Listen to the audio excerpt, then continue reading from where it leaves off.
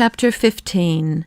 What we, the diplomats, statesmen, high functionaries, and whatnot, failed to carry through was effected by a 10-year-old girl. That evening, the official banquet was held on the columned terrace of the citadel, a celebration in true Oriental style. The rows of torches shed a fiery light on the wild surrounding scenery. Beyond the glowing circle, we saw dimly the shining level of the Dead Sea throwing back the glitter of the starry sky. The Tetrarch was in high good humor, his blood warm with the strong Cypriot wine mixed with honey, which he had swallowed in copious draughts at the coaxing insistence of Herodias.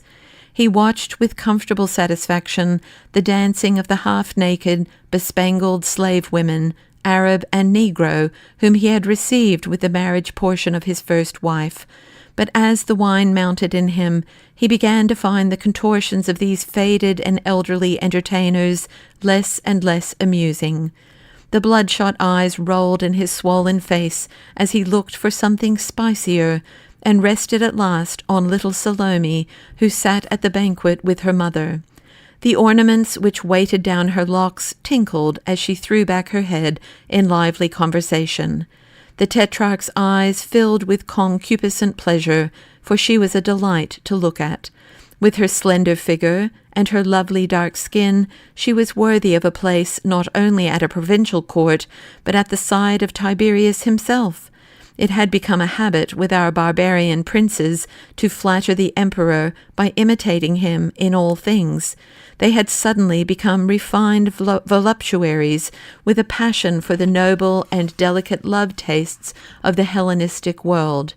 In those days you would find at the courts of all our subject chieftains the same pleasure boys and pleasure girls as in Rome. I really cannot tell whether the Tetrarch of Galilee and Perea had risen to such heights of sophistication, or whether he was merely acting from motives of policy. In any case, he had for some time affected a distaste for Arabian dancers and Egyptian slaves, and expressed an imperious preference for girls of tender years. The eyes fixed on little Salome grew warmer. He did not even trouble to conceal in our presence the emotions which gripped him. Suddenly he cried, "And now little Salome will dance for me." But little Salome was the only one in that assembly who dared to oppose the Tetrarch's will. With a childish gesture of caprice, she shook her tinkling locks and answered, "No, little Salome won't dance for you," then hid her head in her mother's kerchief. The Tetrarch glowered for an instant, as though he was ready to explode into fury. But the wine had not overcome him completely, and he still retained some feeling of propriety in our presence. He mastered himself, and in a teasing voice called out, "Oh yes, little Salome is going to dance for the Tetrarch."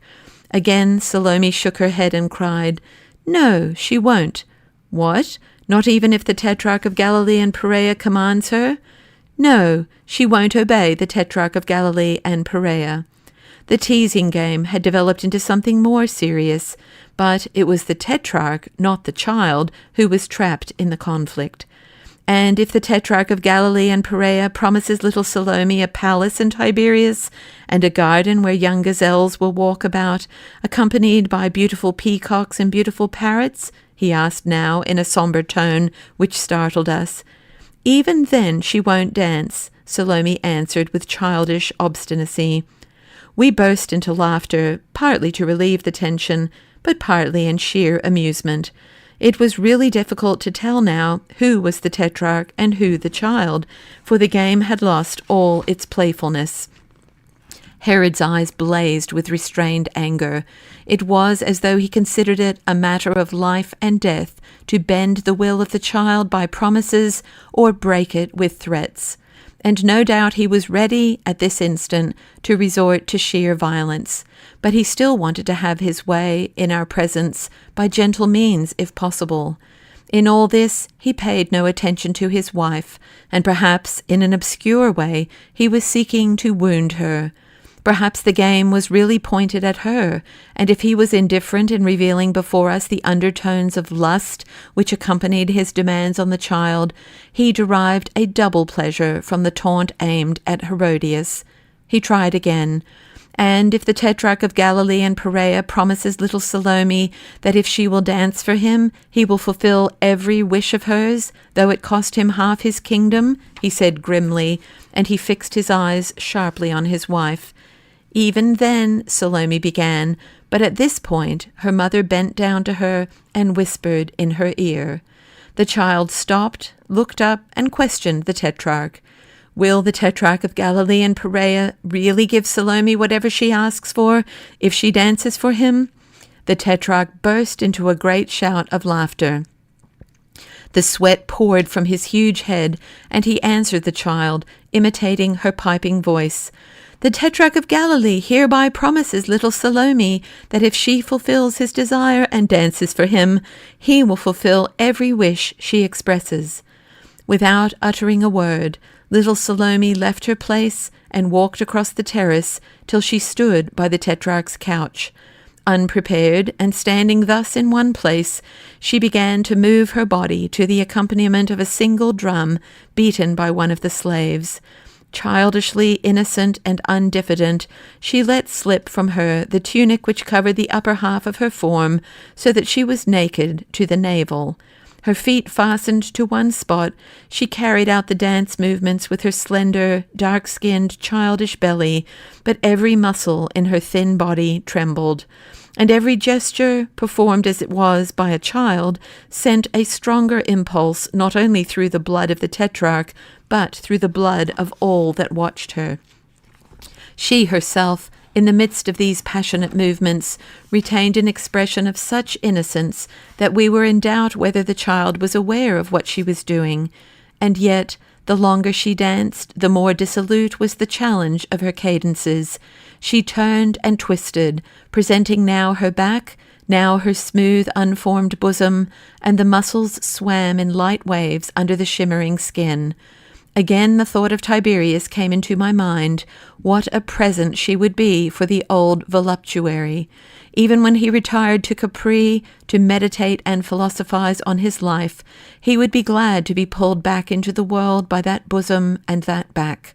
I turned to my neighbor, a Roman officer, and whispered the suggestion to him. But Salome's mother, seated close by, either heard my words or read my lips or guessed my thought, for she became, or affected to become, confused. She leaned over and said, I simply do not know where the child learned such things, unless it was from the Arabian women slaves. She does not know what she is doing. In any case, I answered, half jestingly, I can assure the Tetrarchess that if the Caesar Tiberius saw the child, the Tetrarch's chances of obtaining the title of king, together with additional territories, would be greatly increased. She took the remark in perfect good humor. Oh, she was a thorough woman of the world, made a threatening gesture at me with her sweat kerchief, and answered, But, Siliarch, such cynicism from you? I took you for a very serious man.